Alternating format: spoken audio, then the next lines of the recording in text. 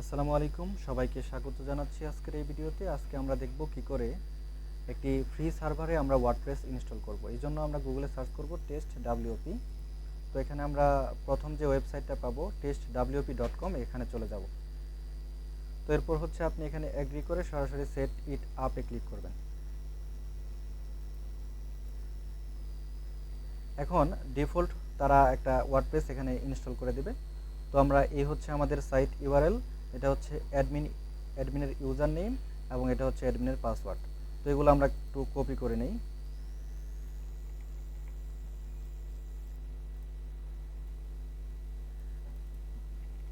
আচ্ছা, এবং আমাদের ওয়েবসাইটের ইউআরএলটা হচ্ছে এখানে, আমরা এখানে ক্লিক করি, আমাদের ওয়েবসাইটে চলে যাবে। আপনারা দেখতে পাচ্ছেন খুব সহজেই এবং খুব দ্রুত সময়ের মধ্যেই আমরা একটা ওয়ার্ডপ্রেস ইন্টারফেস আমরা পেলাম, সেটা testwp.com এই ওয়েবসাইটের মাধ্যমে। এবং এখান থেকে আপনারা খুব সহজেই ওয়ার্ডপ্রেস প্র্যাকটিস করতে পারবেন এবং সম্পূর্ণ এটি ফ্রি একটি প্ল্যাটফর্ম। সবাইকে ধন্যবাদ। আসসালামু আলাইকুম।